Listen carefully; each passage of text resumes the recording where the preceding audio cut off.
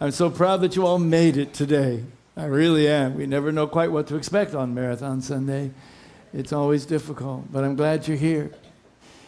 If you enjoy the experience of meeting all these people in church and having a chance to talk with them, and maybe you think it's too short, I have a solution for you. When we're finished with church today, go to Kahala Mall. Because practically everybody here in church is in Kahala Mall. Especially right outside the Whole Foods store. Yeah, I was there last Sunday. I don't think I could walk 10 feet without running into somebody from church. It was great. That's why I never go out with, in my baggy stay-home clothes. You got to always dress nice because you got to run into people from church. It's great. They're having that fantastic energy of, shopping for things to give to people, and it's really a beautiful, beautiful experience, that energy that's there right now. There's choirs that are singing inside, and everything is decorated. I mean, the Christmas carol, it's a really fantastic way to get in that holiday spirit, especially just meeting people as you walk along the storefronts.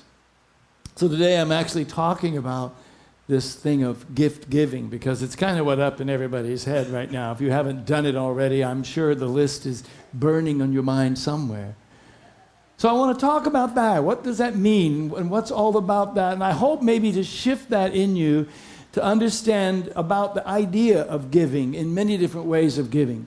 It's kind of been a confusing thing talked about in some things. When I see phrases like this, "'Tis better to give than to receive." Now, I've never really, when I heard that, until this week, I never really had a really good handle on that one. And also the other one that said, sometimes we say in spiritual communities, well, giving and receiving are the same thing. Well, they sure feel different. And they sure cost different. Don't they? Of course they do. And the thing I don't like so much about this one is that somehow it says that giving is good and receiving is bad. It's a little polarity going on there because one's better than the other. And if you're like me, a lot of us have difficulty in receiving things, period, especially compliments or especially anything. It's like, oh, no, please. We have difficulty with that. So these are confusing things. And I hope today to maybe give you some understanding about that and try to elevate this concept of giving away from the material part to understand what a powerful spiritual concept that is. It's based on, this is based on the fundamental spiritual principle of every profound mystical religion in the world. And it happens to be the principle upon which the mission statement of this church is founded. And if you're not familiar with it, I'm going to give it to you right now. It's on our website and on all of our printed literature. The mission statement of this church is to realize our oneness with God and each other. Now, you may get tired of me saying it, but it is about oneness, because that is the ultimate spiritual truth, that we are one. And it's the foundation upon which all joy and all bliss and all experience of God is related. And it's also the reason that we're not experiencing those things, because we're not feeling that oneness. Now, I'm going to show how this has to do with giving, and just so hang on with me for a minute. This is not a unity teaching. It's a profound spiritual teaching in religions all around the world. This is from the Upanishads. The truth is that you are always united with the Lord, but you must know this. You see, according to that belief, we are all created by God, and there is a holiness in us, a spiritual creation in us that makes us all connected together to that great thing. The Hindus describe it as an ocean is God, and each one of us is like a wave on that ocean. It may look somewhat different from the ocean, but it's actually part of the ocean. And we travel through life and experience that, and then it crashes on the shore, and then it flows back into the great oneness of the ocean. So it's all part of that, but it may look for a moment different. But it's all part of that one. Myrtle Fillmore is the co-founder of this movement called Unity, and she wrote this. She said, God is already in every part of your being. So it's just a matter of being conscious of oneness with God. And for those of you that are like really paying attention to the early part of the service when I talk, you may have noticed that I have changed what I ask you to affirm. I used to say, I am a beloved expression of God. But I've changed it because I want us to step up and grow spiritually. So now I say, you are a conscious expression of God.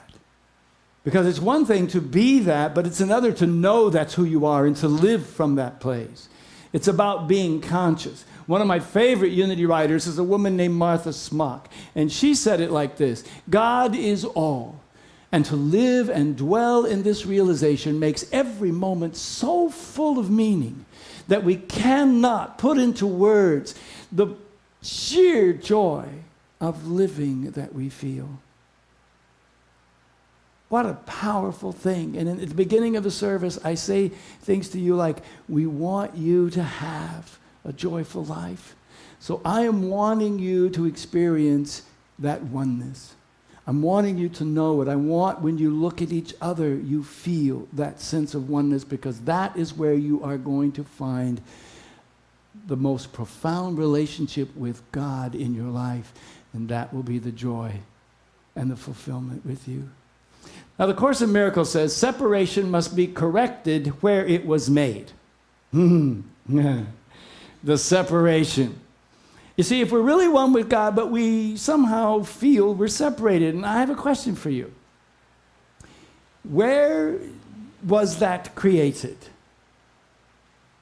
Where did it start? Detroit? Chicago? Where did that idea of separation begin? Oh, where? In the mind. In your mind? It's his fault. Oh, it's so nice to have someone to blame. It's all you. Actually, it began for all of us right here. We somehow got the idea that we were separated from God. It all began there. And what the Course in Miracles says is that it has to be corrected here. Now that means that we have to work with this instrument to change the way we think about that idea of separation. We need to work on that. You see, God isn't really involved because God doesn't feel separated. God doesn't even know that separation exists. It's like a child having a bad dream. When a child has a bad dream and you're the parent, imagine you come in and your child's having this bad dream. What can you do about it? You can't do anything except maybe wake them up. And when they wake up and they're crying and they're all upset, what do? You hold them. And you tell them, there, it's all right. It was just a dream. How many times have we had nightmares in our life only to come to those moments where when we wake up, crying and troubled, we can feel those amazing spiritual arms of God around us saying, there, it's all right. You're safe now. It was just a dream. It's a powerful metaphor. We created that sense of separation, and we have to heal it. Now, here's a quote from Sky St. John. It said, giving is a way of healing the wounds of misperceived separation. And because it is an act of love, it is an act of grace. Grace is that activity of spirit that prevents us from reaping all that we have sown. And when we sow separation, all kinds of stuff's going to happen. So grace kind of intervenes because of love and says, I know you should have some bad karma because of that, but because I love you, we're going to prevent that from happening. That's grace. And we get to be grace for each other. And it says, giving is a way of healing the wounds of that misperceived separation. So here's how that works. Now, we're coming to the part of giving, oneness, separation. Because you see, we have this interesting idea that some stuff is ours. This is my stuff. You have your stuff. I may like your stuff, particularly that watch, but that's your stuff. And you have your stuff, but I have my stuff. We have this illusion that somehow these things belong to us, when actually everything comes from and originates to and belongs to God.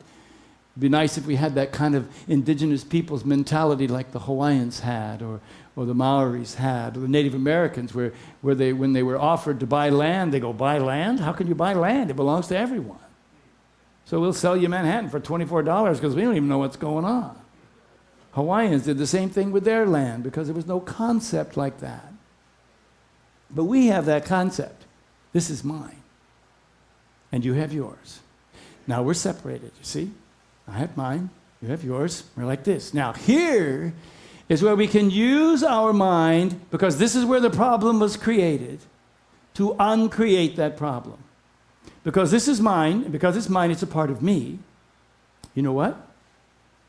I can give it to you as a gift. Okay? Now, a part of me is over there with him. You see that? Because I gave him that gift. And you know what that does? Because it's a part of me, it closes the gap of separation, doesn't it? Now, supposing he's tired of his present, and he gives it to Twice Blessed, but doesn't tell me, of course, because he doesn't want to offend me. But you still hold on to that part. Now, it's a bargain. Now, look, we're all three connected, because he gave it to her, and it was his. A part of him is now her, but then that was a part of me. And now this is bringing us together. Do you understand? This is how giving... May I have it back? Oh, okay. This is how giving something that we think is ours, may a misperception or not, can help to close the gap of this misperceived separation between us. The truth, though, is, and I love this truth, comes to us at the end of the story of the prodigal son. One of the most powerful statements, and I hope you remember this if you don't remember anything else today. When the father is reconciling at the end of the story to this disenfranchised child of his, who has been angry and upset and has gone off in his own mind far away. The father says to him, and understand in the story that the father represents that message from God. The father turns to him and says the most profound and amazing words we should all remember. He says, "My child, everything I have is yours." Can you imagine? Everything God has is ours. And do you know why? Because God knows we are one, and there is no separation of his and ours. It is all the same. That's why giving can be a profound spiritual experience, when we give from the sense of creating oneness with each other. Now, I love science, and I know some of you guys love that too. I was a nurse for about 15 years, and I used to work in Kalaupapa in the leper colony, so I saw a lot of serious wound damage and things. And as I was researching this talk, an idea came to me of how we can understand that. And I collected these slides from a medical lecture. Now, it may not impress you, but that's okay. There's half the people here are really going to love that, and the other half, I'll call you back in just a few minutes. I want to talk about wound healing, okay? Now, I'm going to talk about it in a physical sense, but I want you to understand that metaphysically, as a species, we have wounds.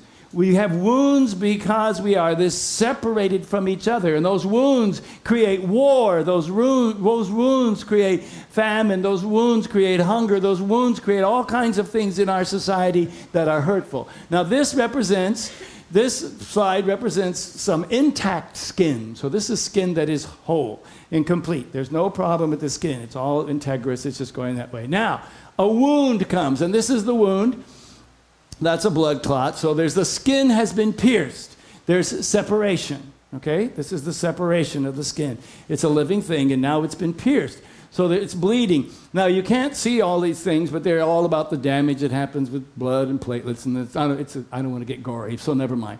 We're going to go to the next one. This shows the beginning of the healing of the wound. And it's called the stage of fibroblastic phase, about healing. Now, you can't really see these words, and you may not understand endothelial buds. You may not understand collagen modules or fibrin strands. But if you can just see what is beginning to happen down here, this is the amazing thing that replicates our spiritual life.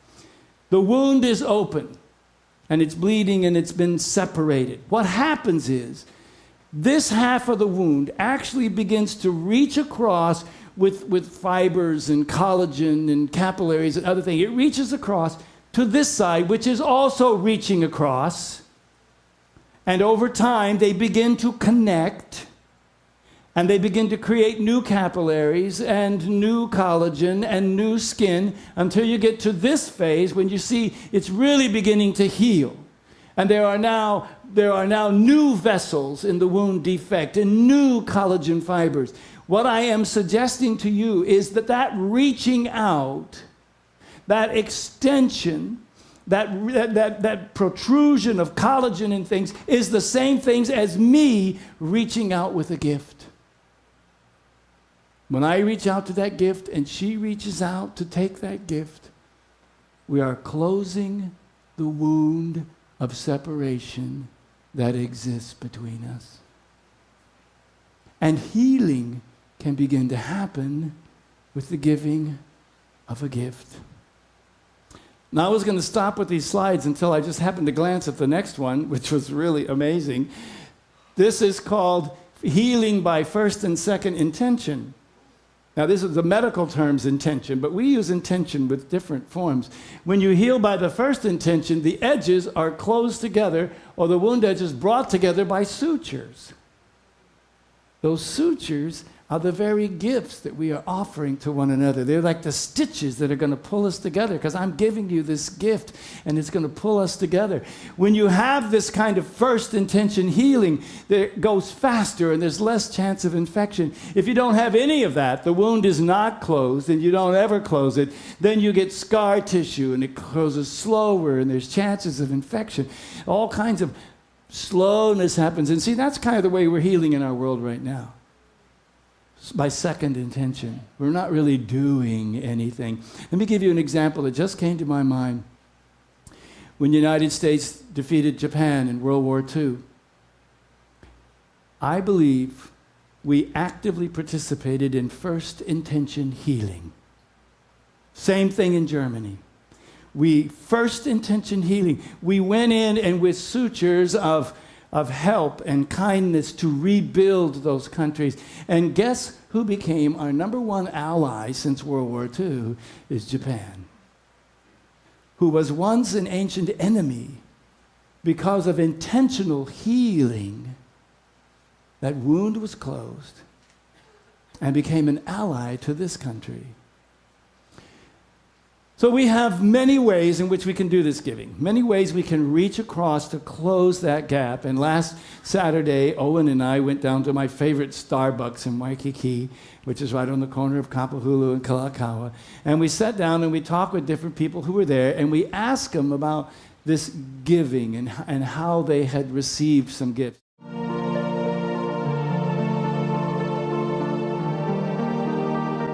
The best non-material gift I ever received was the Euros 3.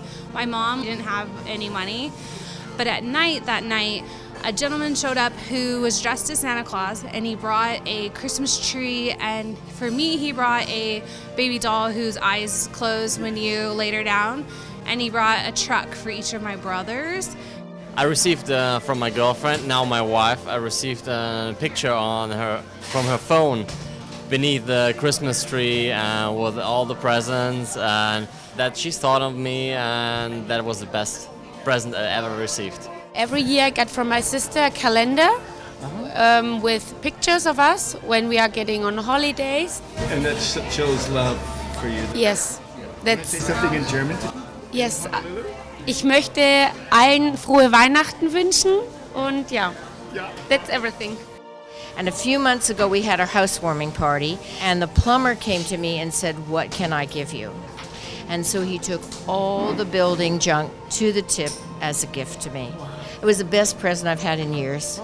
When I was about 19, which is more than a few years ago, our dad sent me a letter, and inside it was a ticket to Hawaii. That's why we're here, to celebrate his life. My grandmother, right after Thanksgiving, got better, and she's the person that raised me, and to have her that last Christmas was really special. Yeah. now that we're all adults, we try to do something similar to that for another family every year. So we donate like trees and like food and presents to another family every year. Yeah, so we always try to pay it forward now. For those of you who are not Canadian, a tip is a junkyard. So when the man took all of that lumber and carried it to the tip, she had it all over her yard, and he came and collected all that stuff. So the gift he gave was his energy and time and a truck to carry this stuff out. I love these stories because some of these people, when they were telling us, were just tearing up from the memory of something that happened years and years ago. They're the kind of gift that heals and brings together in those memories something really precious and sacred. I want to suggest to you that gracious giving is like a hug. You cannot give a hug without receiving one at the same time. When I understand this, now I understand why somebody can say giving and receiving are the same thing. When you give a hug, you're receiving a hug. It's the same thing. So is giving better than receiving? No, because they're both contributing to the closure of the wound. One begins before the other. Every farmer knows that you have to plant seed before you can harvest seed. But it's all equally important, and it's all about closing that wound together. As you go out and do all your shopping, and as you wrap all the presents you've got this year, I want to plant a seed in your mind. This affirmation: I give my gifts with grace, knowing my oneness. So that when you give something, you're giving these gifts, whether it's a time gift, whether it's something you made, whether it's something that you've had and you want to pass on, whether it's something you did buy, give it with love. And give it with the idea that I am giving this to you with love so that we can know our oneness more clearly. I'm going to invite you to read this out loud with me, and let's claim this truth for ourselves. Together, I give my gifts with grace, knowing our oneness. And may that be the way you have Christmas, as one. Will you close your eyes with me for a moment, please? We are so grateful, God, for all the amazing ways that you are reaching out to us constantly to close the gap in our minds. Help us to close that gap too. Help us to understand giving and receiving as that same energy that reaches across the imaginary spaces between us and makes us one. Fill us with this peace now as we come to you in the sacred and holy silence.